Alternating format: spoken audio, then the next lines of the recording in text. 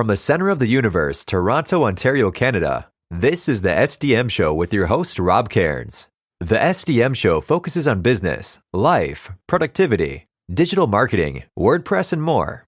Sit back, relax, grab your favorite drink, and enjoy the show. Here is Rob. Hey everybody, Rob Cairns here.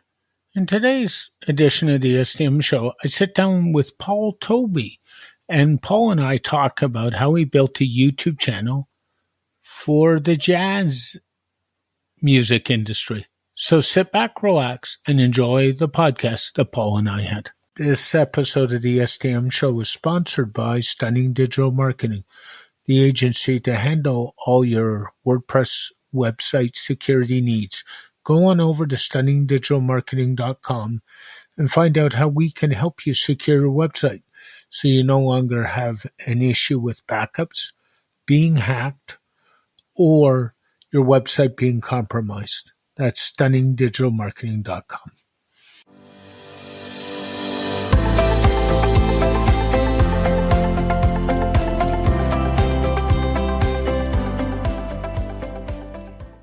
Hey everybody, Rob Cairns here.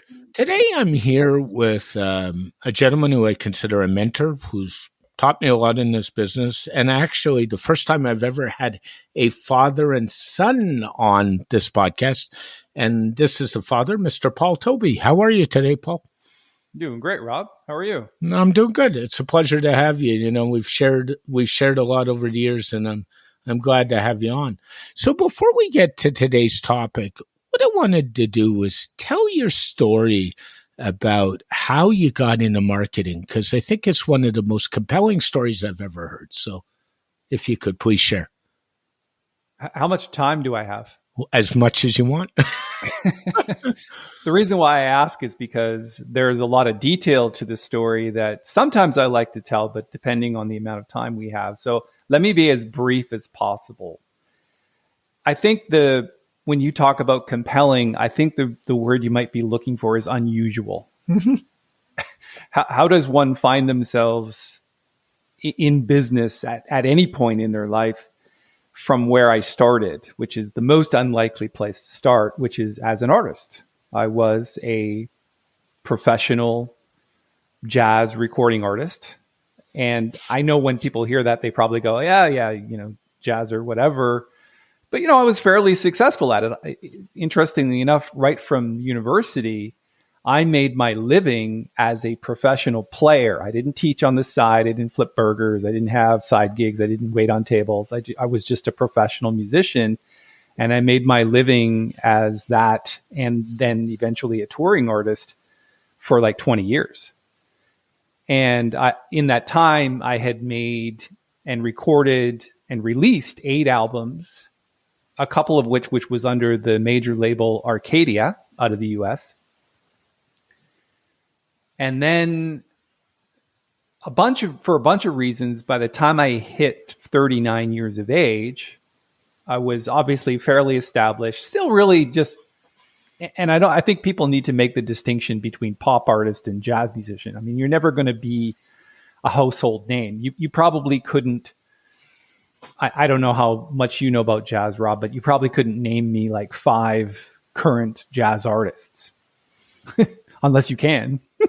No, I can. I can name a couple, and one of them being the late Leonard Cohen, right off the top of my head. So, and that's like pseudo jazz, right? So if you went to most people and you said, well, do you know who Oscar Peterson, Bill Evans, Chick Corea, Miles Davis, and whoever are, what would their response be for most of those? It's like they have no idea, right? So it's not like pop music where you can name 100 pop artists without even really thinking about it. So it's a much smaller industry. But even in that, I did fairly well. I toured and made albums, and I was basically a recording artist, which was for me and my wife, Nancy, a lot of fun. And she was my agent. She was my manager at one point. And the reason why that happened is because she had a day gig and I had a night gig. So that didn't really work. So I'm like, okay, you have to quit that job. She goes, well, what am I going to do? And I'm like, well, you can start booking me gigs. So she did that, and she was really good at it, like really good. And she would charge me 15%. So I thought, okay, well, that's not good. I don't want to pay anybody. So I'll just marry her, right? And then, of course, it cost me 50%. So whatever. I mean, obviously, I'm not sure that was the best decision. But anyway, we're married, and we've been married now for 26 years, going on 27 this year. So really good. And we've always worked together. So by the time I hit 39, a couple of things happened. One, I got tendonitis, which is like this in my wrists and arms, which was quite painful to play. Yeah. And I had to seek a lot of medical attention for that because I was basically overplaying. Like it's playing every day, like 3, 4 hours, 5 hours, 6 hours a day. And then I also got tinnitus, which is a very loud, very obnoxious, high-pitched whine in my head that I woke up with on January the 6th, 2002. So right after 9/11. And 9/11 played a part in it too, simply because the record label was in very close proximity to that location. Mm-hmm. And the whole recording career just kind of fell apart. I lost a lot of interest. I had, became quite depressed, but, it was a good thing because it allowed me to, at midlife, everybody goes through midlife crisis. Yep. I always said to myself, I don't know if you've ever heard this expression, said I'd love to have a midlife crisis, but only if I can afford it. Oh, yeah. And I couldn't, because if you're not playing and you're not performing as a musician, you're not getting paid. So, and I didn't play or perform for a long time, like a couple of years, because of tendonitis and tinnitus, because it was very depressing. And I still have tinnitus. I've helped actually tens of thousands of people worldwide with tinnitus. I have very popular YouTube videos that people search out for treatment for tinnitus, things like that. So I'm trying to be very helpful to others in that regard. But as I'm going through that transition period, I also have to think about, well, if I do want to have a midlife crisis, I have no money to be able to do that. And even more so, I have no money to really look after my wife and young son, who you've met, who I think many people would agree, Adrian is just the epitome of success for somebody at such a young age. Yeah, he's an amazing young fellow. He's amazing, like totally amazing, because he grew up in the transition period for me. So as I'm now trying to figure out, well, what am I going to do with the rest of my life if I'm not going to play music? And I didn't have an answer for that. And things got really bad at one point. It's like so bad, I thought about, well, maybe I'll go get a job. But the problem with that is you probably in your company, Rob, don't need a piano player. I do not. And most companies, I don't think, need one. In fact, probably none, unless you're a record label. So therefore, my job prospects were like zero. I still remember the day I sat down, tried to put a resume together, and I just kind of tore it up after 5 minutes. I said, this isn't going to work, right? I'm just not hireable. So then I went, okay, well, if I can't play music or my prospects in music are not that great, and if I can't get a job, how am I going to look after my family? And as men, we kind of have that perspective that says, we're hunters and we want to put food on the table. And most people, if they go hunting for 6 months, they're going to at least bring back a deer or two. I wasn't even bringing back squirrels. I was bringing back the shells of the nuts the squirrels ate and left behind. Yeah. So that things are not going well. So I didn't know what to do. So I signed up. I applied to Canada Council for the Arts. I'm not sure if you're familiar with that funding organization, but they're an organization that runs arm's length from the government. And they basically give out money to artists for projects that are unlikely to make money. Art, basically. Yeah. So I applied to this program for one specific purpose, to get enough money together to go walk the Camino de Santiago in Spain. And the Camino de Santiago is very well known for centuries as being that place on earth that you go to and you spend a month and a half walking in order to reflect on your life, maybe heal from things, maybe have time to think about what the future may hold, And as you're walking this journey, you have plenty of time for all of those things. The only thing you have to really do is stay healthy, which is not an easy thing to do, and find food, which is also not an easy thing to do in some places. So, especially when you don't have a lot of money. Anyway, are you with me still? Yeah, I'm just listening. It's funny. Every time I hear this story, I just get more entranced with it. So just keep going.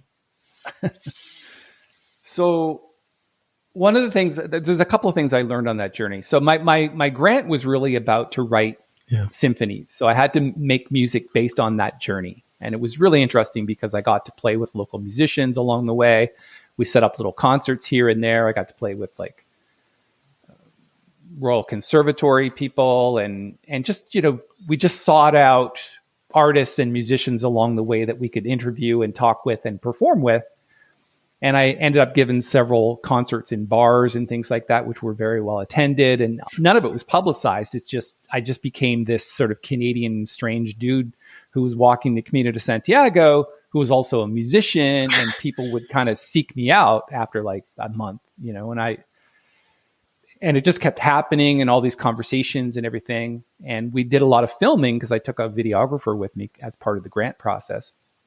And in the end, I had written 20 compositions, 12 of which I completely wrote and arranged for complete orchestra, and actually ended up performing that with a full orchestra at a concert in Ontario that I sold like 1,100 tickets to. So it actually did really well. Good. But as I'm walking this journey, I'm kind of thinking about, well, music has never proven itself to be a good financial choice. It may be for some people, but it's really hard to get to that point where you can absolutely become, I guess the word I'm looking for is not necessarily rich, but wealthy. You familiar with I think there's a difference between rich and wealthy. Yeah. Wealthy is when you have enough money to do the things that you want to do without worrying about where the money's coming from, and you have basically more choice. Does that make sense? It does. Very much so. So, I had that in my head, and as I'm walking the journey, it's like, well, what am I going to do to make that happen? And I realized a couple of things as I'm walking. Number one, I got lost like 7 times on this route because it wasn't very well marked at the time. It's much better marked today, but I also hurt myself. I broke my ankle on this journey. Ouch. And I ended up laying up 3 days in Burgos, icing it. I couldn't afford to see a doctor, so I just kind of bandaged it up and kept walking. And it's caused me a lot of problems later in life because, of course, it healed incorrectly. Mm-hmm. And it got into my hip. And anyway, that's a whole other story. But so I got lost like 7 times. I got hurt twice, once broken, and the other one was really bad blisters where I had to lay up a couple of days. Anyway, so I realized when I eventually made it to Santiago and then further on to the coast, a place called Finistère, which in French means end of the earth, because it's the furthest point west in Europe that you can walk or get to before the New World was discovered. So that's an interesting thing. It's like if you go to the edge of Spain, there's this little fishing village called Finistère, end of the earth.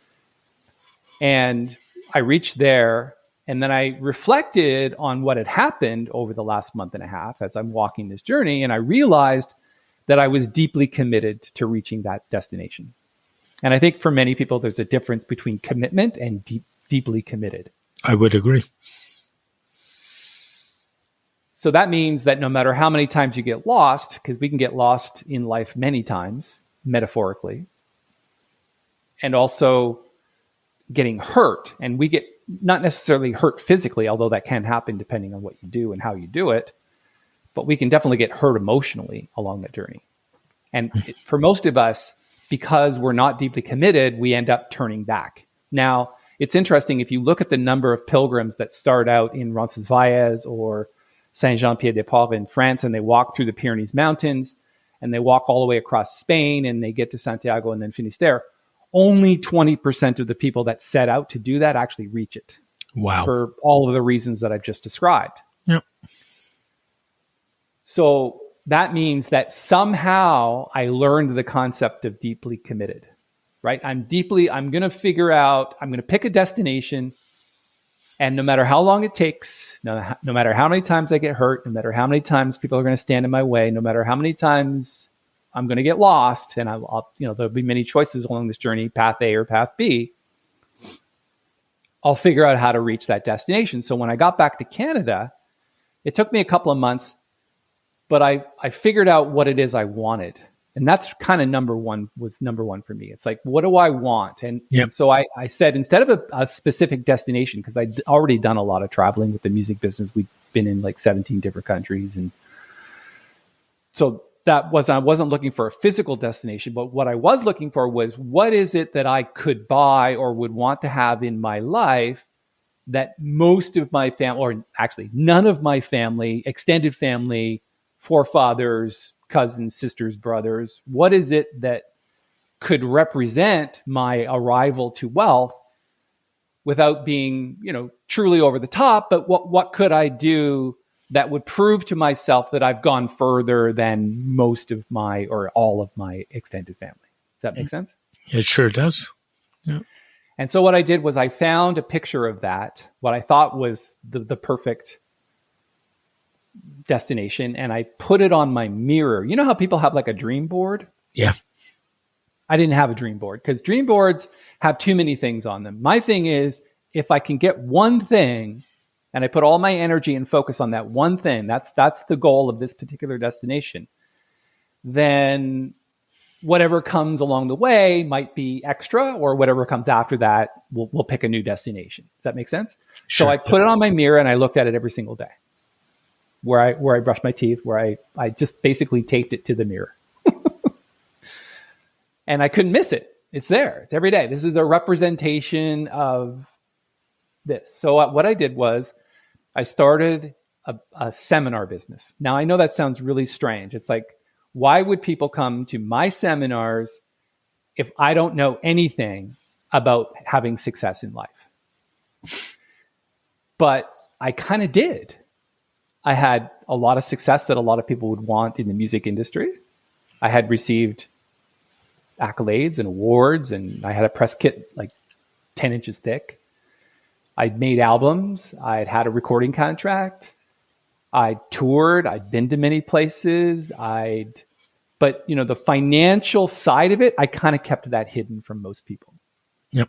It's like, okay, I'm not the richest guy you've ever met, but there are some things that I've learned how to do that can help you achieve some of the things you want to achieve. And one of those things was I started taking courses in right after Santiago de Compostela. In fact, in the next year, I took like a course that I paid $3,500 for. And that course was basically how to give seminars. I went and took a course on how to give courses, which was the best investment I'd ever made. Yeah. It was a 5-day course.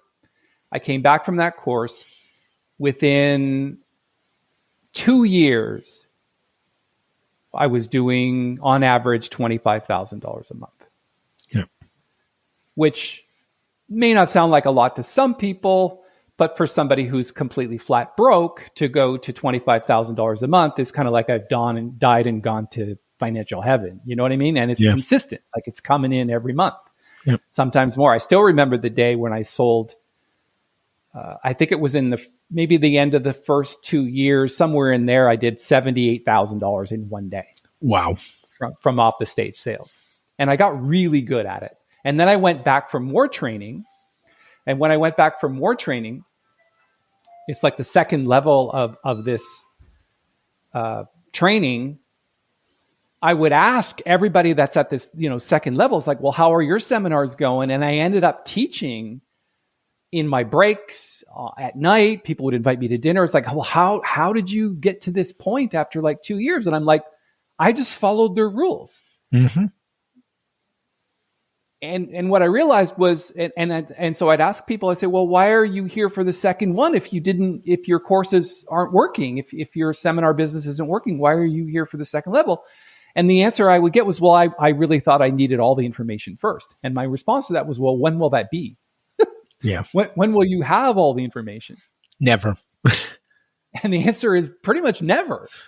So dive in, get wet, get messy, get hurt, just dive in and see what happens. And as you make mistakes, personally, my philosophy became, hey, it's only a mistake, Rob, if you make it twice. I agree. You learn from things that go wrong. Yeah. Yeah, exactly. So, and during this time, I'm running an online business because people would go online and register for the seminars and they'd pay online. And I learned a lot of search engine optimization strategies. I learned a lot of, just ways to fill seminar rooms online. So it was a combination of digital marketing, which back then we called it internet marketing. And it was basically born about the same time Google was born, right? 1997. So a little bit after that, as Google's coming into its own and internet marketing became a thing, I sort of became like the poster child in Canada for marketing online. Yeah. And so I started giving internet marketing courses, which then became the most popular courses that I had.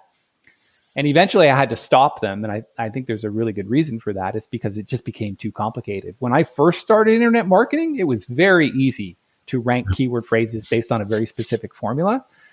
Then what happened was, as information became available from anywhere, the competition became much, much harder. And so the algo had to change and new strategies had to come in. And what happened was, even though I've kept pace, it was impossible to teach others in a few days how to do that. Yeah, it's changed greatly in the last 3 or 4 years. If I had $1 for every time a rule changed on Facebook or Google or somewhere else, we'd both be rich people today, I think. I agree. And I think the most challenging part of all of that is that most people aren't technical. Yeah. So there's a highly technical element to putting a website together, ranking that website. And it's not just websites, it's social media algorithms. I mean, basically how to hack Facebook or YouTube. And we're going to talk about YouTube in a minute, but I basically kept pace with that. And the way that I kept pace was I formed relationships with people like Ryan Deiss in the United States. And I was like Ryan Deiss's counterpart here in Canada. Did I ever tell you that Ryan Deiss wanted me to start Digital Marketer Canada? You did, actually. I think you shared that with me in your office one day. He wanted quite a bit of money for me to do that. And I thought, you know what? I'm doing well without you. I don't need to give you like 7 digits to start a digital marketing company in Canada. I already have one. You know what I mean? And I didn't really need to spend the money. So it never happened. But we had that round of discussions. Yep. But, I would stay friends with these guys. And I could name like 100 guys that I'd learned from and that I'd paid courses from and whatever. And I just kind of kept pace with it. And then eventually what happened was, instead of teaching people digital marketing, we created a digital marketing company. And I think that's kind of around when you came into my life. Yes, we had just started a company somewhere in there. Yeah, I did. And it's funny when you talk about Ryan, because there's 2 books that you have touted all over the place that I tout with clients. I reread. One is Ryan Deiss's book, and the other is a book called The Inside Advantage. Robert Bloom. Yeah. Yeah, I love that stuff. Actually, with my clients now, and I still hold a portfolio of clients for digital marketing. And a lot of the new clients, I'll take them through that Inside Advantage process. Yeah. That's really about, well, who's my target audience? What do they actually want? What do we do that's different in the marketplace? And how do we create a series of imaginative events in order to make our company stand out amongst the competition? That's basically the general synopsis of that entire book. Yep. So I typically charge people a consulting fee to run those courses. So I think in order to cap off the story here, through the last 20 years, I've spent most of it, about 10 years of it, in the training business. Then I still kept the training going, and I built that live stream studio in Toronto, which with COVID, nobody was in for like a year, 2 years, right, during COVID. And we kind of finally gave up the offices in August, which is a good thing because I'm kind of heading into semi-retirement. Yeah. Keeping a small portfolio of clients. I have some, remote workers that do some of the heavy lifting that I just don't want to do. Know how to do, but just don't want to do. And then what I'm doing now and what I started during COVID was, okay, I have a little bit of extra time because I'm not training because live courses are not doing well because of the COVID restrictions and I can't travel. So I started a YouTube channel. Which is amazing. As a retirement, sort of retirement project. And I thought, okay, I'll learn how to do that. I'll pay money. Well, actually, that's a funny story on how I actually learned how to do it. It's a guy by the name of Nate Woodbury, because I never start anything without knowledge from somebody who's done it. Does that make sense? It's like everybody does the trial and error method. Personally, I think that's like the worst method there ever is for learning anything. There's something to be said for making mistakes and not making them twice. But again, if somebody gives you a formula and they've proven that formula works, that's the best place to start. And so Nate Woodbury had a formula, and I came across it because somebody had gifted me one of his seminars, and I watched it. Somebody gifts you a $2,500 seminar, you're going to watch it. You know what I mean? It's like, well, I didn't have to pay for it, so that's cool. I did a favor for somebody, and they just out of the blue gifted. And my wife and I, Nancy, we sat down and we watched it, and we went, you know what? That makes a lot of sense. Like things you'd never heard of before. Like, what is the actual YouTube algorithm? How do you start a YouTube channel and actually make it work? So what we did was we followed those rules exactly, like to the letter, right? We followed exactly what he said to do, but we did it for 2 channels. We did one for music, which I think was, great because I can now help jazz musicians all over the world, maybe make a little bit more money, maybe get a record contract, maybe be better musicians, the whole concept of that. But I also started one for the company, right? I started one for things like Inside Advantage and digital marketing and make videos on that. That one bombed. Wow. And I'll tell you why. And this is a mistake that a lot of YouTubers make. And the other one was brand new, which was the Jazz Mental channel, and it's doing gangbusters. Well, gangbusters, for jazz, it's doing well. Like, it's doing really. It's a small audience, right? It's not a general audience. Like, most people couldn't name one jazz musician, let alone one they know. That's how small that audience is.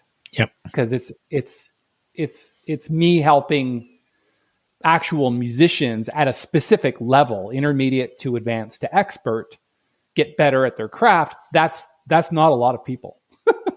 You know what I mean?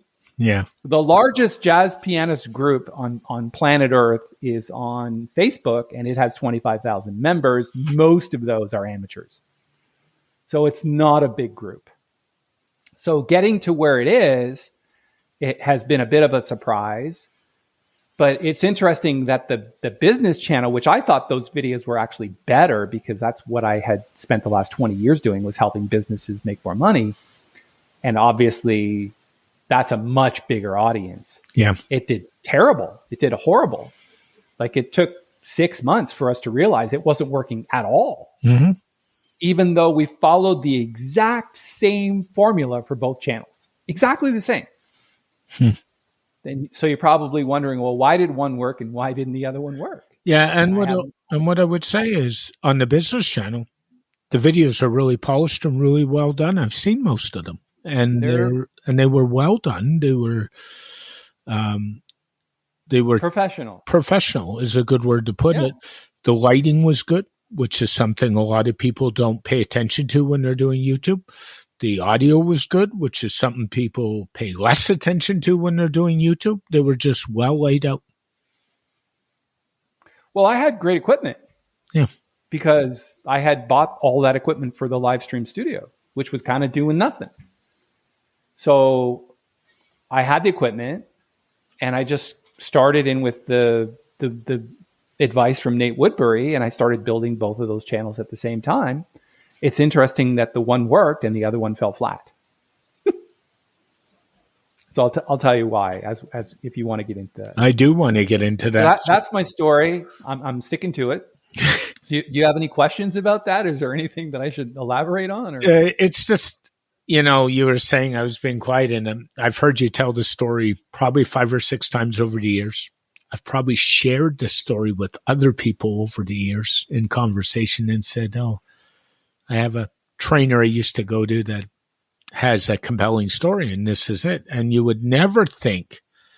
And the more and more it's interesting that I talk to people in the digital marketing game or in the web game is where they've come from.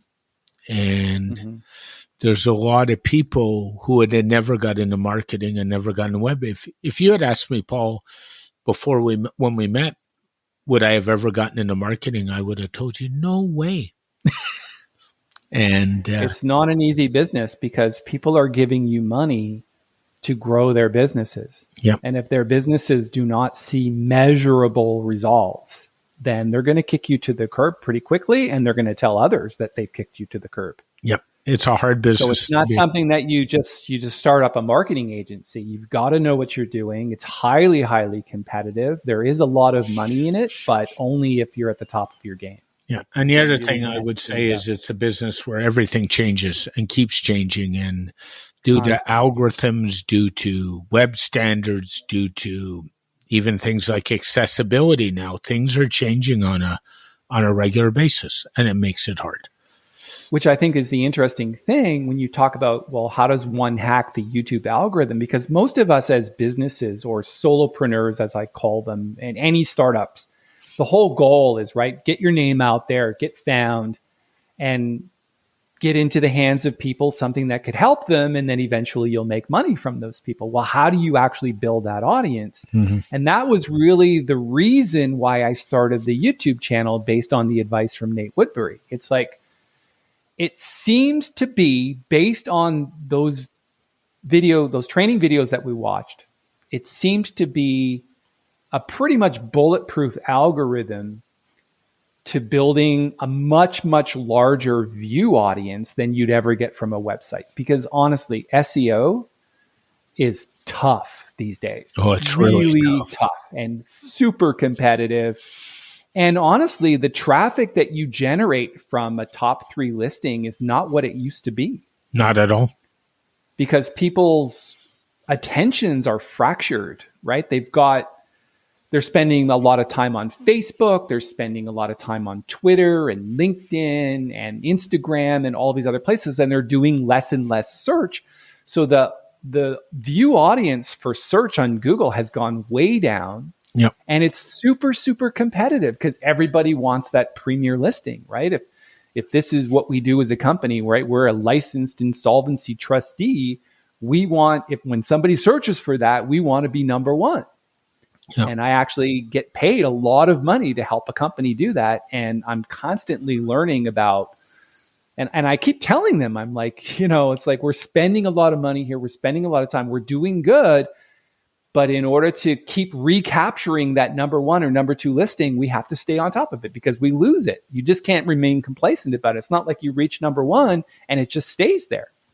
Funnily enough, that particular company, I had them number 1 for bankruptcy trustee Toronto, which is the exact keyword phrase they wanted, right? When anybody searches for bankruptcy trustee in Toronto, that's what you need to be found for. 6 months later, we're still number 1. And the company, they came to me and they said, we need to change it. We can't be found for this anymore because it's against the trustee rules. We have to be licensed insolvency trustee. I was like, well, you should have told me that from like day one. Now you want me to shift gears and go at it all over again? And they're like, yeah, we have to. So it's not just the algo that's changing. The competitors are changing and the companies are changing. And so I looked at the traffic that Nate Woodbury was saying you can generate with obviously energy and time, but it's a very different view audience. Yeah. Like if you think about somebody coming to a faceless website where they're reading and they're consuming maybe a picture, maybe a video, they're seeing you on YouTube, they're watching you for hours. Do you know what I mean? That's a very different relationship. Yep. You're now their personal mentor. I've got people reaching out to me on YouTube every single day to thank me for this video, to talk about what I should do next, to just basically help me. And they're very good about it. Partly I've trained them to do that because I say in my videos, hey, if you have any suggestions or you have any questions about what I've just done and you want to dive into it deeper, hey, just put it in the comments below. I'll get back to you. So I have this never-ending stream of ideas coming from that audience. Yep. You don't get that from a website. No. Nobody makes a comment on a blog post anymore. When was the last time you made a comment on somebody's blog? I don't even have comments turned on my blog because... Well, I'm not talking about yours. I'm talking, when was the last time you made a comment on my blog, on somebody's blog? I probably tweeted about it and made a comment on Twitter. Honestly, but not a lot, right? Yeah. And the thing is, videos changed a long way and live streaming's changed a long way. So I'll share with you. And I don't know if I've ever shared this with you. I used to be very heavily involved in the BMX community in Toronto. And we used to do a show, an international BMX show down at the exhibition grounds every year. And I was involved via my association with Toronto Police and some community stuff I did. And in those days, and this was live streaming at its infancy, we used to take a MacBook Pro and a high-def web camera and set it up on the top of a 10-foot ramp and stream off that, if you can believe that. And even back then, there would be certain people that would go live. And when they did, you just watch the YouTube video spike. And that was because, and to be honest, compared to what we do now, the live stream video quality was terrible. I'll tell you that now. Yeah. And I remember one show.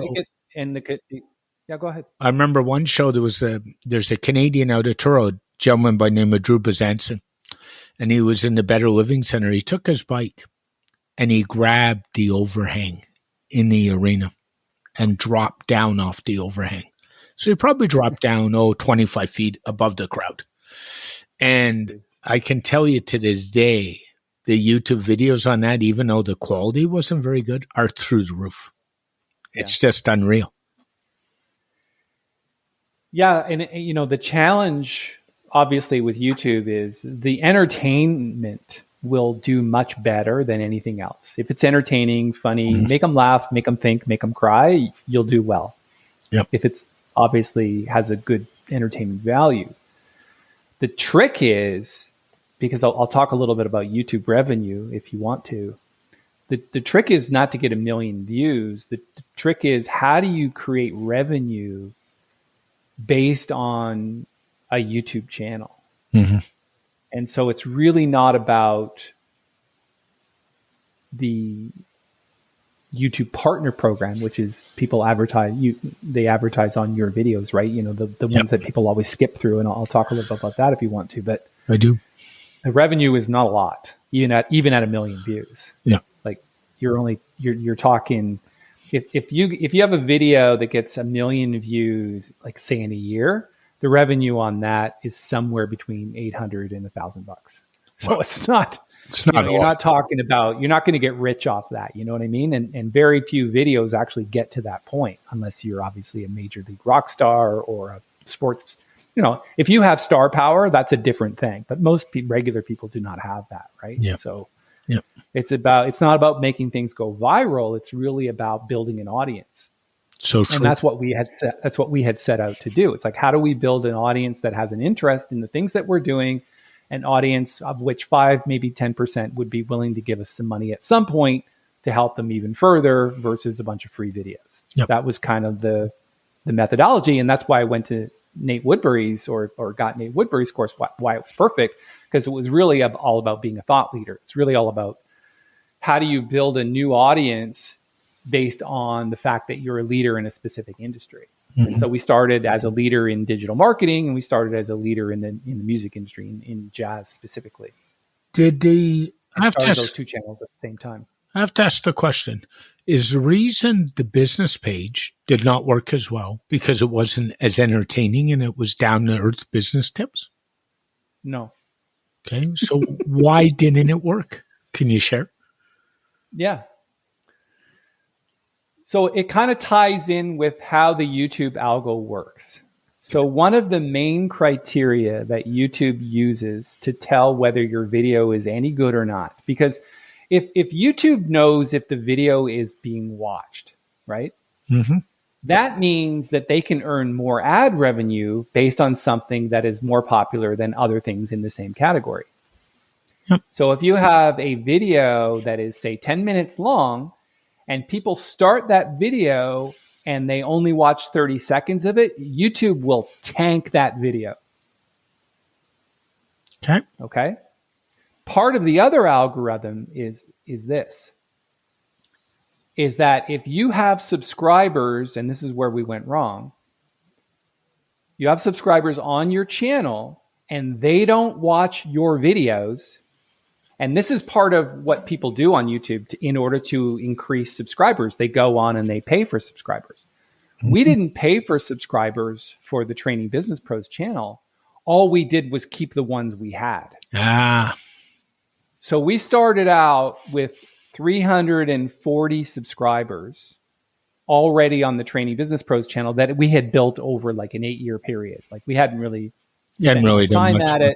People would come to a seminar. I would give them, go to the YouTube channel, subscribe, and you'll get the other pre-recorded sessions of this course that we don't have time to do live, right? The bonus content. Yeah. So that's kind of how we use the channel.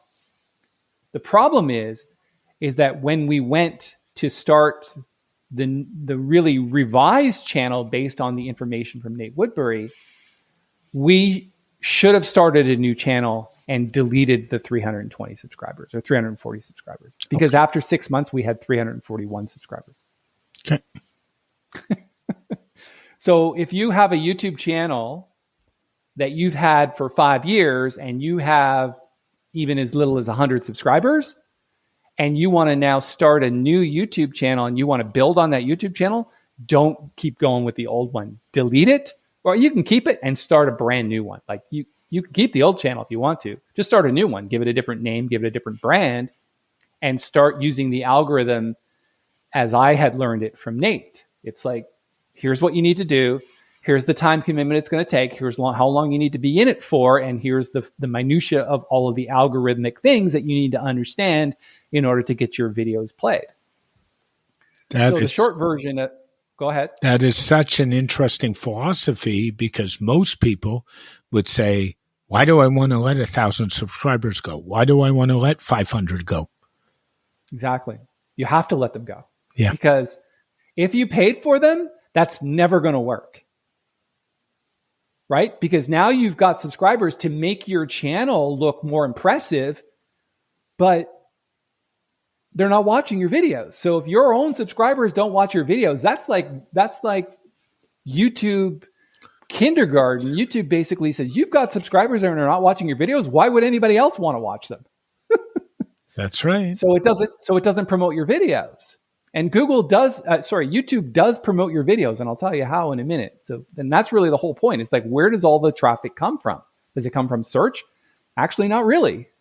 It comes from what we call browse and YouTube.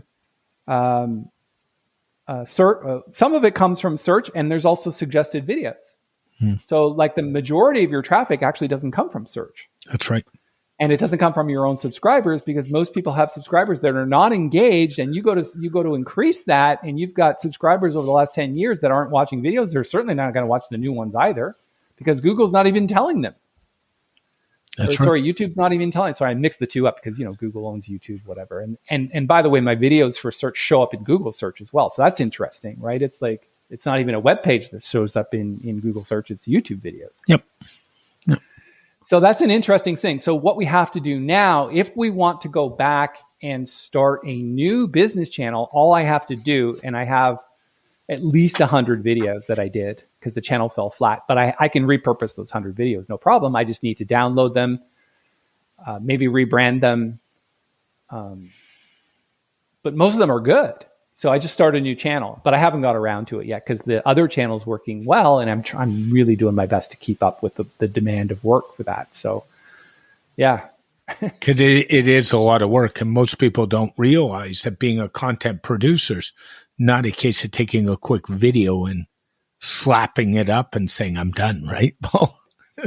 Well, it was so much easier for the business channel too. Like I could make a 10 to 12 minute video, which is really the benchmark based on the algo. It's like you make a 10 to 12 minute. I could make that video and get it off to the editor within 15 minutes from the content creation standpoint to understanding what the content hooks were to actually filming the video and getting it off to the editor that I had trained on how to edit. Doing all that was like 15, 20 minutes. Yeah. For the jazz channel, I have to make sheet music. I have to do recordings.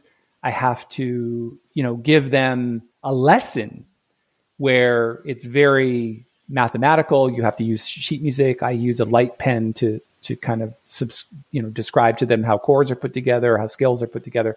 It's very technical. And so the time commitment for a jazz channel video, for a 10 to 12 minute video, I'm into it for like 2-3 hours. Yeah. So I much prefer the business one. But again, it fell flat for the very reason that I had subscribers that were not engaged. And the 2 to 3 hours you're into it for is not including what your editor's into it for. It's not including any of the production time and cost. So my editor was not available Friday and Monday. He went away. Yeah. I had to edit Friday's video and I had to edit Monday's video. Each one of those took me 2 hours. Yeah. So you're 5 hours. Because I'm handing over 6 clips to the editor. I've got the audio from the piano mics. I've got the audio from my vocal mic. I've got 3 different cameras and an overhead camera and actually a recording. So sometimes 6 or 7 different clips that all have to be put together in order to make one 10 to 12 minute video. Yeah. So there's a lot of editing in there, right? Choosing which camera angle, choosing the audio, making sure the audio is denoised. There's a whole bunch of things that you have to do in order to make a professional video. Now, I'm glad I do those things because the feedback that I get from my channel people is like, wow, that you really put a lot of effort into these things. It shows, that kind of thing. And you have to make good product. If you don't make good videos, stay away from YouTube. Yeah. Like if your plan is to stand in front of a cell phone and ramble on for 10 minutes, that's not how YouTube works at all. Now you might get lucky and get a YouTube short that works once in a while, but if you don't have good lighting, good sound, sound is number one. If you don't have that, and you're not willing to actually go to the mat to make watchable, viewable, entertaining, or edutaining content, then stay away from YouTube because it's never going to work. If you don't make good videos on YouTube, you're cooked from the get-go.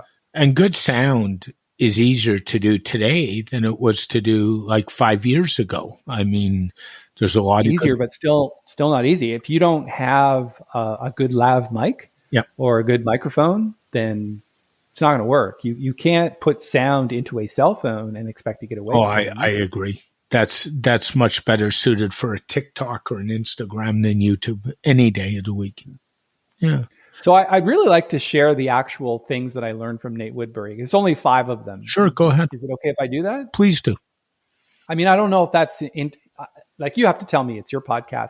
What are people interested in? This is how I started the channel and how it grew to the point. And I'll talk about where it is now based on a little less than a year ago. Yeah, I'd like you to share what you learned, what you did better, and then share the whole monetization strategy around the channel. Okay. So let's talk about where the channel is now versus a year ago. So about 11 months ago, we started the channel, both of the channels. Mm-hmm. We gave up on the TV Pros channel after 6 months because it just wasn't doing anything, wasn't keeping pace.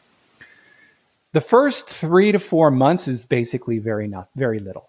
Very little traffic, very little subscribers, very little of anything. Even though the quality of the videos, and as you do them, you're learning, they're getting better and better. But even over that 3-month period, nothing's really happening. Okay. What is happening is that Google, for whatever traffic you are getting, YouTube is paying attention. Paying attention to how much videos are being clicked on, how much they're actually being watched. Out of a 10-minute video, if you get at least a 50% view rate, you're doing really, really well. Okay. So right now, after initially nothing, right now we're growing at 16% watch time per month. And that's 16% watch time means that this month versus last month, we grew by 16%. Now, we also noticed that month over month, that number increases. So the month before it might have been 15%. The month before that, it might have been 14%. We're noticing a steady increase in watch time. Okay? Which is growth, right? Right now, we're getting 11% more subscribers than we received the month before. So 16% more watch time, 11% more subscribers, and 3% more views. So you'll always get more views than anything else, but what you're really after is the subscribers. You're really after subscribers, and you really want them to watch your videos, because if you can nab a subscriber, and that's not an easy thing to do, right? Imagine how many how to do this, how to do that videos you've watched where you've never liked the video and you've never subscribed. It's a very small audience. Many of them. Exactly. It's not a lot of people. So the goal, but that is the ultimate goal, right? Get somebody interested enough that they want to come back for more. So we're growing subscribers at 11% per month. So after a year, and in the beginning, we were growing at 0.001% per month. You get the idea? Like it kind of increases month over month. It's kind of like doubling a little bit, but not quite that much. So right now we're just about to hit 1,600 subscribers. We have 1,592, and that was from 11 months ago. Now, I know most people are thinking, wow, that's not a lot.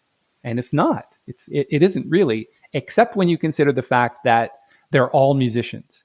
Every single one of them are musicians. These are people that are on the channel, and they want what I know how to do. And they want advice and tutorials and masterclasses on how to get to my level as a musician. Okay. They want to be recording artists. They want to tour. They want to get paid for gigs. They just want to get better. Okay. So it's a very, very defined audience. So after a year, 1,592, I can tell you, Rob, I'm very happy with that. Yeah. It's a very niche down market too. It's very niche. Yeah. Super niche. Okay. But think about this. 16% watched, 11% subscribers month over month. That means that next month I'll have 11% more. That's right. Minimum. Could be 13%, right? So that's good. So the algo that we started out with was basically this. It's essentially 5 things. The first one is you have to post 5 videos a week. If you want it to grow this quickly, you got to get content out there, and you have to be willing to do 5 videos a week for at least a year. Consistency matters in content production, and most people forget about that. Exactly. If you're posting randomly, once a month, once every 2 months, it's not going to work. Not at all. No. So number 1, be consistent. I would say minimum 2 per week if you can do it, but 5 is better. So we just followed Nate Woodbury and we did 5, even though it was a lot of work. Actually, we were doing 10. Why? Because we had 2 channels. So it was a lot of work, right? 10 videos a week. Yep. The second thing is that when you post those videos, if people watch them, those videos have to have certain things in them in order for people to watch more. So, let me give you an example of what I mean. If people don't watch at least half of the video, YouTube says this is not a good video. So if you're making a 10-minute video, and they're only watching like 30 seconds of it, like I said earlier, that's not good. YouTube goes, well, you've posted a video that no one likes. We're not going to promote that. Why would we do that? We can't make revenue off a video that doesn't work. So what you have to do is you have to learn what are called content hooks. And I talked about that a little bit. Basically what that means is if I'm starting a video and I do something like this. So today we're going to learn how to make crepes with 5 ingredients. Mm-hmm. Okay. Those ingredients are eggs, milk, water, salt, butter. Okay. Let's start making our crepes. Yep. Why is that bad? Let's start making doesn't really hook you into doing the watching further. You've given them the 5 items. Yeah, I gave them the 5 things in the first 10 seconds. Yep. It's like, okay, now I know how to make crepes. So if you go on your videos and you say, today we're going to talk about how to hack the Google search algorithm, and you say, well, it's really about title, URL, description, H1 tags, blah, blah, blah, and you go through all of that in like a minute, and then you start to show them how to do it, they're gone by the time you start to show them how to do it. Yep. So you basically say things like, today we are going to learn how to make crepes with 5 ingredients that everyone has in their kitchen. You can do it in 5 minutes or less. Stick around to the end of the video because I have one little trick to show you that's going to make people go crazy over your crepes, and they're absolutely 100% gluten-free. How do we do it? Stick around. Yeah. See the difference? Big difference. So I had to learn how to do that, because what that does is that increases watch time because people stick around for the answers, the how-to information, right? So the more how-to it is, and the more you can the more you can hold them in their seats to wait for the best information, which comes near the middle to the end of the video, the better watch time you'll get. And the interesting thing about the YouTube algo is, or the partner program, that you can't even begin to make ad revenue until you have 4,000 watch hours in a single 12-month period. So let's say you start your YouTube channel and you don't get 4,000 watch hours in a year, you can't make money off that channel. And if YouTube's not making money and you're not making money, why would YouTube continue to promote you? They wouldn't. So that's really the goal, right? Increase the amount of time people watch your videos. Yep. Just as an example of watch time, not exactly sure where that information is. Give me 1 second. So right now, in the since March, we've had 8,000. So in less than a year, we've had 8,000 watch hours. Wow. So we've done really well. So, and we have to keep that. If we lose 4,000, if we go below 4,000, we use our partner status. And you have to have 1,000 subscribers. So we've reached that and surpassed that. So that's good. Okay, so that's number 2. Number 3 is you have to have a good click-through rate. So if somebody searches, say, for jazz versus blues, which is our number 1 video, right? What's the difference between jazz and blues? I have a video that's extremely popular. If they don't click on my video each time it shows in search, I lose that, what we call click-through rate. It's based on, well, how many times does it show up in search versus how many times people clicks your video versus other people. So you have to have a high click-through rate. And the goal there is to make a thumbnail that is attractive and curious and gets people to click on it. So the whole concept of marketing really plays into that thumbnail. Does that make sense? Yeah, it sure does. Yep. Yeah. Click-through rates actually matter, and people don't understand that. No. Yeah. So you have to have a good thumbnail. Number 4 is you need to, let me think here. 10 minutes. Videos need to be 10 to 12 minutes. Did I say that one? Yes, you did. Yeah. No, I didn't. I said you need five a week. Yeah. They need to be 10 to 12 minutes on average. So that's number 4. Yeah. So why 10 to 12 minutes? Some people think that's a lot, and some people think that's not nearly enough. So for example, you're doing podcasts. We couldn't get much accomplished in 10 minutes. Would you agree? I would agree. In a podcast, the optimum is different, but I know, like on a YouTube video, if I have to watch a video that's 50 minutes, I just say, really? Exactly. And that's why posting podcasts, and a lot of people do that. They post podcasts on their YouTube channel and they wonder why their YouTube channel is not growing. Yep. And the answer is people aren't watching at least half of it. Yep. They're skipping through it. They're getting bored. They don't like your story. They don't like this. They don't like that. It's not a how-to video, right? What we're doing right now is partly how-to, but only in the context of this particular section, right? We started off with a story and people go, well, I don't care what a jazzer has to say. You get the idea? I do. Yes. Sorry, I don't mean to harm your channel or anything, but it's okay. So number 4 is average 10 to 12 minutes, because it's enough time for Google to place a couple of ads in your video to make more revenue. Mm-hmm. Okay. Plus it increases the amount of watch time. If you only have 1-minute videos, you're never going to get there. You have to have significant content in order for people to watch it, in order to increase the watch hours. Yep. And then finally, the last one is never post anything randomly.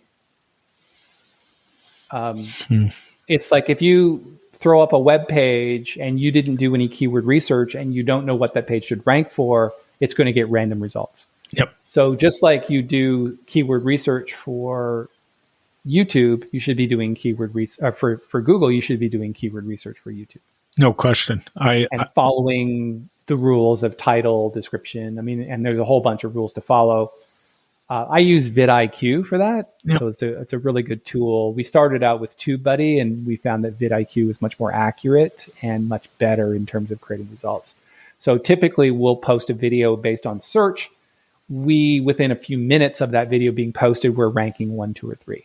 Yep. So that's really helping us with the amount of views on that video, not necessarily watch time, but it definitely helps with the amount of views. So that's basically what I learned from Nate. I really don't like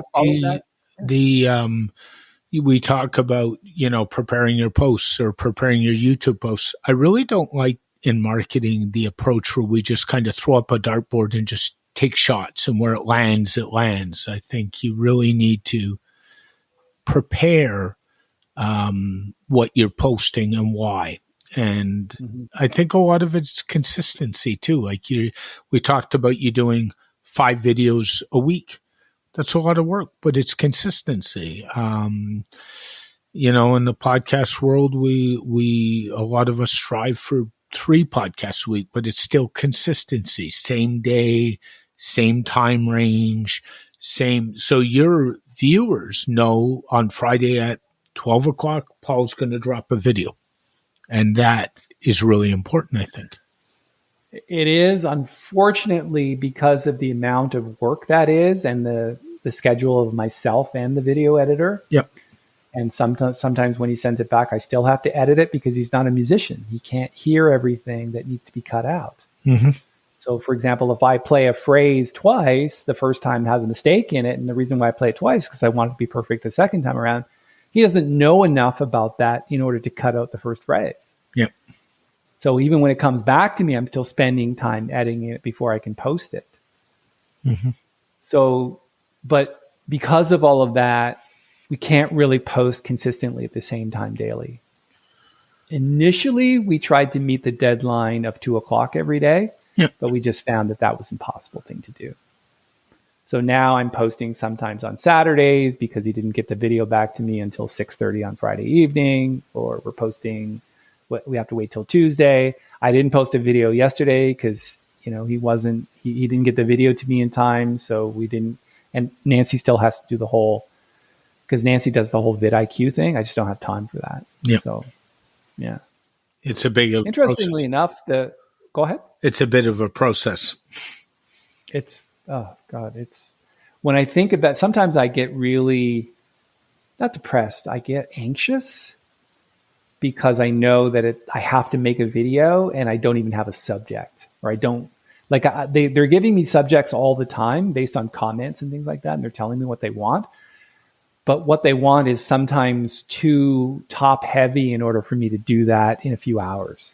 There's just too much work involved. So they'll say, well, can you talk about how B.G. Adair plays, these chord voicings in Fly Me to the Moon? And they'll point me to the video and I'll look at it and I'll go, oh my God, it's going to take me at least a couple of hours to lift that, right? I have to listen to everything she's playing. I have to discern the chord voicings. I have to figure out the soloing, whatever. And then I haven't even started making the video yet. Yeah. I'm just lifting the tune and putting in and committing it to sheet music. Mm-hmm. It's interesting. Let's talk about the monetization strategy. And you sort of alluded to it before, Paul. So once you get the videos up there, how does YouTube monetize it? And how do you monetize it? So if you're going to get in and you're going to make a YouTube channel, and I would suggest that anybody who runs a business who wants to increase their audience, this is your number one traffic source. So that's the reason to do it, right? It's way more traffic, way more view time, way more personal time than anyone will ever get from your website. It's like podcasting, right? If you do a podcast and they listen to that podcast, that person is getting the impression that you're well connected, that you know your stuff, that you're asking intelligent questions, all of that stuff that you do. That's happening with YouTube, but not necessarily happening with your website. So, but if you're looking to increase the amount of view time and the number of people who view, it's 10 times the amount that you'll ever get on a website. For I would agree. Maybe a little bit more effort initially, but it pays off in the long term, right? So that's the reason to do it. So the revenue model is based on you're attracting subscribers so they can watch free content in order to get to paid content, or in order to get to consulting. Yeah. Right? They can only learn so much in a 10-minute video, but they like you, they trust you, they've learned something from you, they've applied your knowledge, and now they want more. That's the whole model for making money on YouTube. If you're going into YouTube thinking you're going to make money based on ad revenue, you better start thinking in the neighborhood of just to make a salary, like a regular salary, you're going to have, let's round some numbers off here. Okay, so in a year, I've made $133. And that's based on over 100,000 views. So 125,000 views. And that's not even a salary. Salary, $133 based on the amount of time. It doesn't even pay for half an hour of my time based on what I make in my business. Yeah. Does that make sense? Yep. And I'm spending hours and hours and hours, week after week after week, making content. So it's not based on that. So let's say you did 1 million views. That means you're only increasing that number 10 times. That's $1,300 a year. Yeah. And that's 1 million views. So if you have 10 million views, now you're at $13,000 a year. You get the idea? That's 10 million views and you're at $13,000 a year. Yeah, I do. So forget it. You know what I mean? Like you're never going to make a living unless you're very, very popular and you find a niche that gets tens of millions of views. Are you ever going to make enough money to sustain any reasonable lifestyle? Why? Because YouTube, you know how you go to a video and it plays and you go skip here? Yep. There's no money in that for you. So any videos that are skipped are not paid out. So there's 2 algorithms for paying out on ad revenue. One, they have to watch the entire video.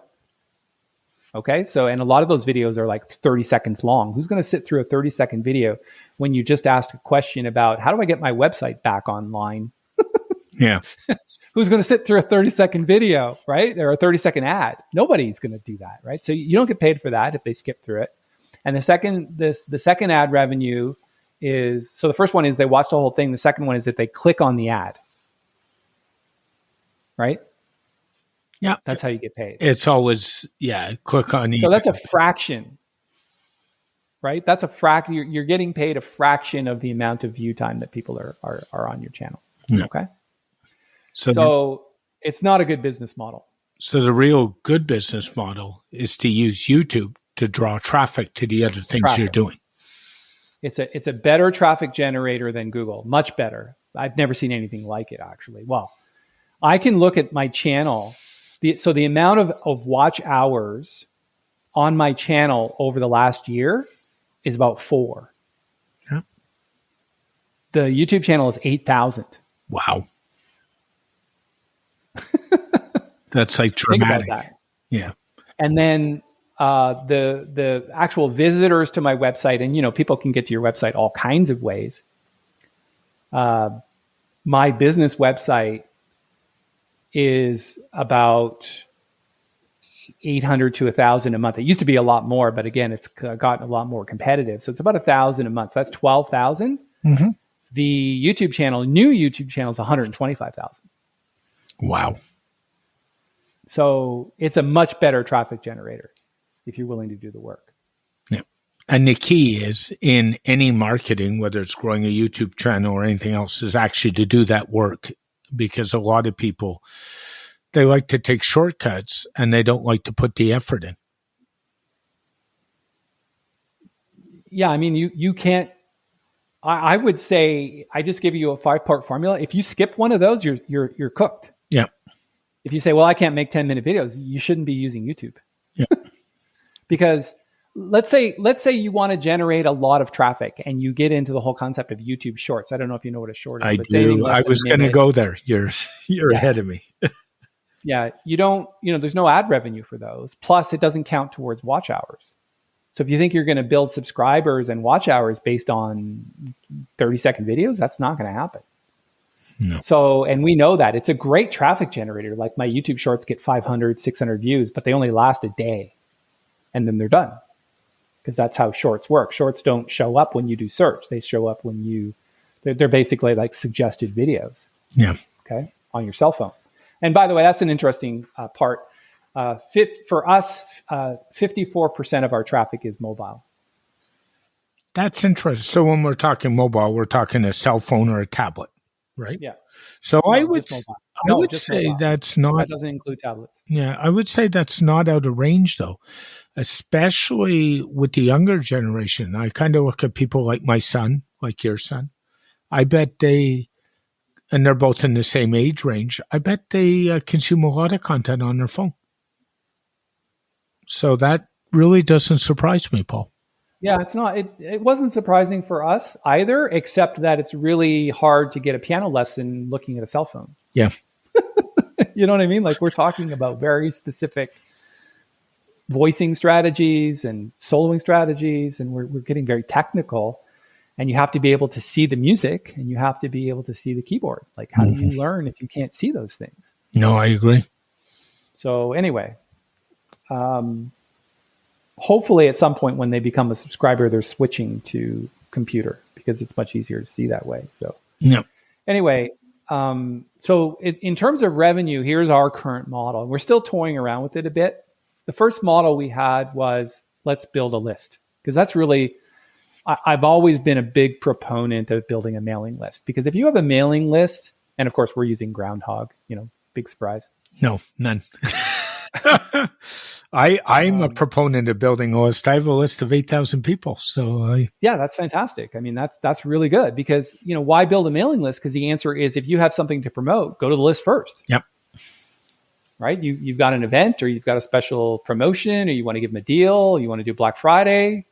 Best place to do it is people who are already subscribed. So build a mailing list. So the first model we had was get them to the website, jazzmental.com, and give them something for free. So what I'll do is I'll talk about the sheet music, and I'll show them the music that I've lifted in the video. Just to give one example, like I lifted this solo from so-and-so, Oscar Peterson.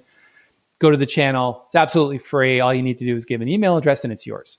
So I give them the link in the video. In the beginning, I couldn't give them the link in the video because YouTube doesn't allow you to put links in videos. You can link to other videos, but you can't put a link to your website unless you're a partner. Right? So in the beginning, I could only put it in the description below. So I'd say, hey, below this video in the description is a link to the sheet music. Go click it. Now I can just put the link right in the video because I'm a partner now, right? Because I've had 1,000 subscribers and 4,000 watch hours. Yeah. So the plan is get them to the website, give them a piece of sheet music, whatever, give an email address, build the mailing list. I built it up to 600, which is actually pretty good. That's like half of the, or not quite half of the number of subscribers that I have on YouTube. But I can always get more, and I know how that works. The other model is I have the free music, and then I have paid music. That's the stuff that I've really worked hard at, or it's original or whatever. It's copyrighted.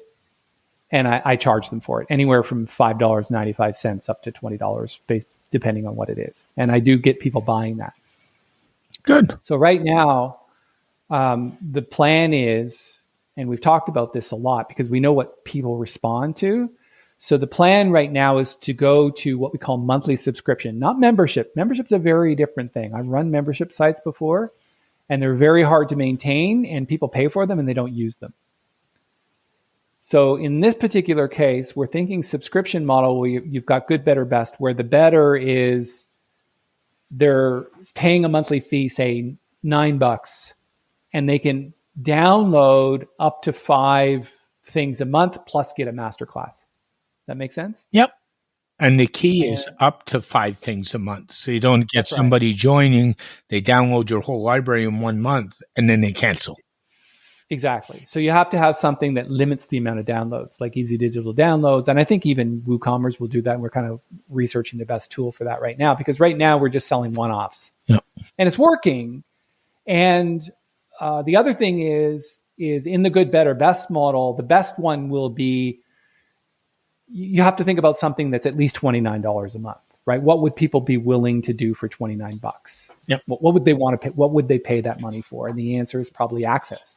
Mm-hmm. So you kind of have to limit your access that you give away, because they feel if they can get access without paying, they won't pay. That's right. Right. So it's really about personalized access. And so the goal would be in that to run a very private masterclass with, maybe 20 people or whatever it is, and give them more than they would get in the good plan, which is going to be the most popular. The better plan. The good plan would be, $5 a month. Yeah. For 2 pieces of sheet music or something like that, right? We haven't really figured out the numbers on that. So that's the plan. The other thing that I realized in all of this is that I've learned how to make really good quality videos from a performance standpoint. So I got some really good recording mics. I use an actual grand piano, which is a German handmade grand piano. Oh, wow. And it's built by the Ebach family, which actually taught Steinway how to make pianos. So it's very reputable company. They only made 100 pianos a year. It's very valuable. We just had it appraised the other day. I won't even tell you what it costs. And it's got ivory keys, so it's a really good instrument. And I keep it well tuned because I know how to tune pianos. I just learned that in my life because it just got so expensive to get a piano tuner in every month. It doesn't work, right? So I make really good quality recordings with a couple of different cameras, side view, top view, whatever. And I started posting them in the jazz pianist group on Facebook. And what I realized is the average sort of reaction rate, and everybody knows what reactions are. Yep. But not just reactions, but the comments and the shares. The shares is one of the most important things because if they're sharing it with their audience, they think it's good.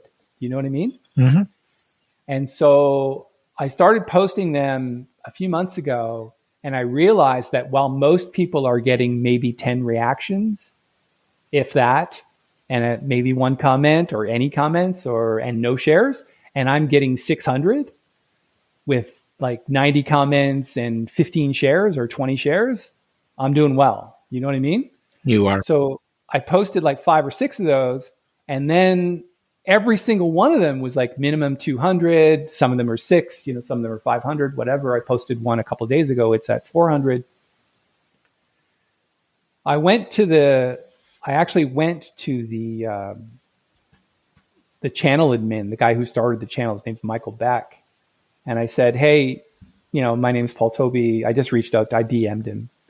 I reached out to him and I said, Michael, I think people on this channel could really benefit from a weekly podcast where we're giving them a lesson and we're interviewing some professionals or whatever. And I have the connections to be able to do those things. Would it be okay if I started up a weekly podcast? And I really expected him, first of all, not to answer that because it's a very big group. It's like 45,000 members or whatever it is. I can take a look and see. Hang on. So, it's like, I don't know. My son calls it seal clubbing. You know what seal clubbing is? No, I don't. I haven't heard that term. It's a term that gamers use when they go on somebody else's gaming group and they just basically take over. Like they've got the best equipment. They're like, they can win games or whatever, like nobody's business. And they just start posting and everybody goes, oh my God, you're amazing. It's called seal clubbing. You're just basically like taking over, right? Yeah. So my son calls it seal clubbing. Jazz pianists. And I started just posting videos. I didn't even know what the term was. It has 49,000 members. And so what I did was I just took a shortcut, right? It's like, if I had to build 49,000 members on my own channel, that's an impossible task. You get the idea? Like, it's obviously, this has been a group. It's sure. Managing a big group, if I had to do it on my own, it's impossible. No question. Yeah, he has moderators, the whole 9 yards. He has group admins, group experts, blah, blah, blah. You get the idea, right? And I just went to some guy that started posting videos a few months ago. And I just went to him and I said, hey, listen, I think people could benefit from a weekly podcast. What do you think? And he goes, go ahead. I mean, obviously he watched the videos. I didn't give him links. I said, I posted a few videos here. Maybe you've seen them. Maybe you haven't. Would it be okay if I, reached out to the group and see if they would be okay with a weekly podcast? So then rather than just go and do it, I actually put a post on and I said, okay, I'd like to start a weekly podcast. Oh, but only if you think that's a good idea. It's like, who am I? Like, I don't know anything, right? Well, what do I know about this group? It's like, if you want it, I'm willing to do it. and I'll get guests on. It'll be at the same time every week. We don't know when that's going to be. You know, what do you think? And I posted one of my recent recordings, and I said, the first podcast is going to be on this recording. Tell me what it is you like and don't like about it, and what you'd like to actually learn from this, because that would give me the content for the first podcast, right? You tell me what you want. You tell me what level you're at, and I'll help you. I like that idea. It's a good idea. And the post got like, I don't know, my son looked at it this morning. We have breakfast once a week, every week, at the same restaurant, or we changed the restaurant last week, but it doesn't matter. Anyway, my son and I get together once a week for breakfast, and I showed it to him, and he says, my God, this thing went a little viral. And I'm like, yeah, all I did was I reached out to them and I said, what do you want? You know, if we were to do a weekly podcast, first of all, do you think that's a good idea? And second of all, do you think, what do you actually want to learn? And I got lots of feedback. And so in conjunction, and it's a little bit tricky here too, because now I'm not only a seal clubber, but I'm like literally like running the only podcast the group has ever known. And I've been sanctioned to do that. I have to kind of stay away from marketing. You get the idea? So it's going to be a little bit tricky. It's like, how do I piggyback on this 50,000 person audience without looking like I'm trying to make money from it? You get the idea? I do. Yes. So I've got those two things going on. It's really, I can tell you, it's really fun. And I know it sounds like, you know, I'm talking a lot about it, but that's because I'm interested in it. It's like, I'm getting back into music. I'm building an audience. People actually like the music. They like to learn from me. It's showing really good signs of life. My goal is, my ultimate goal is 20 grand a month, passive income, right? Well, it's not really passive because I'm still working at it, but if I can get to 20 grand a month, I'll be super, super happy. That would be really. Right now we're like 200. Oh, wow. So but again, you know, the audience really didn't start to grow until a few months ago, right? Now it's just kind of, the YouTube algo is kicked in. It's starting to increase month over month, numbers of subscribers, whatever. Now I've got the jazz pianist group that I'm going to start up really soon because I've just been gathering information. I think it'll work. I really do. That's a really cool idea. And when is the podcast starting, Paul? Probably so when I moved into the house in Niagara-on-the-Lake, two reasons we bought it. One, it has this beautiful, like sliding giant picture windows in the back. Like I don't have a back wall. It's all window. I can picture looking out onto a forest and a bunch of deer that come every day, like literally like every day. So it's just a beautiful, you know, backdrop to my life. So that was the first reason. The second reason is it had a nanny suite on the main floor. And we don't need that. So we decided to turn it into a music studio. So we're building it right now. So I'm thinking about lighting and sound and building everything into the walls. And I just got the floors in yesterday. And then the piano is going in there. I don't think I can wait because it kind of got to strike while the iron is hot. So I think I have to start the podcast while it's still in the other room, in the living room where the dining room's going to go. But so I kind of have to weigh the pros and cons of when to start based on that. But I think I have to start before. So it's probably going to be not next week, but the week after. So I'm going to ask one more question in the group just to kind of gather a bit more information. And then I'll probably launch the week after next. I take it you're going to do this as a video podcast or you're going to do audio only? Yeah, no, it has to be video. Right? Because it's a masterclass. Do you know I don't know if you know what a masterclass is. I do. Okay. So for music, it's very different because you're showing people specific voicing, soloing techniques. You know, you're basically relating everything to the piano or to sheet music. So it has to be video. You can't do what we're doing here because you need a visual representation of what that actually is. Yeah. Right? You can't just say to people, so here's how to play a C7 sharp 9 chord, and you don't show them which fingers go where on the piano. Like it wouldn't work. Yeah. They need to visually see it. But we all know when you go live, that adds a whole new set of complications. And yeah, especially sound. Yes. Because Zoom or Facebook, those things were not designed for live podcasts for music. So the sound from vocal audio is not that hard to do. As soon as you add an acoustic instrument like a grand piano, that adds an extreme level of complexity that I have worked on for the last 2 years. Literally worked on that. So I run, if you want to know how I do it, I do. Briefly, I have to have, first of all, you have to start off with really good recording mics. So I use Rode recording mics. Rode recording mics are awesome. Rode, yeah. I run them through a USB audio interface. Mm-hmm. It converts that to digital signal, which then goes into a program called Reaper, which is a digital audio workstation. Yep. From there, I send the sound into OBS Studio, which then grabs that sound, adds video to it. And you have to have an overhead cam, a front view cam so people can see me. So that was a little bit to work out. And then I have to get that into the streaming channel, depending on what type of software they're using. So you're basically casting the OBS signal to Zoom or to StreamYard or whatever, and each one of them has their own sort of audio settings. Yeah. The biggest challenge in that is that the actual live sound is a half a second delay. So I cannot be listening to myself playing while listening to the channel.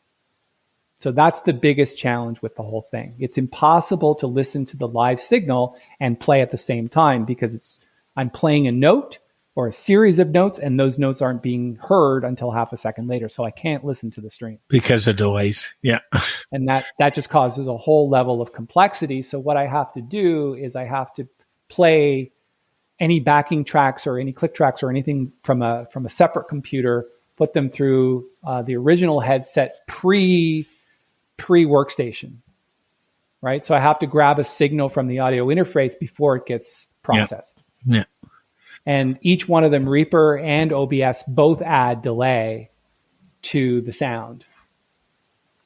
So it was quite complicated. Yeah, it is. It is. Audio production, especially with live music, is always an issue. I mean, I've listened to over the years some of the best audio guys, and they say it's always a concern, always an issue, and it's hard to get it right. It really is. I played a Christmas concert, not this past year, but the year before. It was my first live concert, and it was very well attended. We had like 300 people. The sound was suspect big time. I wasn't even like, I told people I'd give them the recording. I wouldn't release the recording. It was so bad. Okay. It was and people didn't complain. They just thought it was awesome, but I couldn't listen to it. So I'm not posting anything I'm not proud of. No. So then over the next several months leading up to the Christmas concert this past year, Christmas of 2021, I had really worked on that a lot.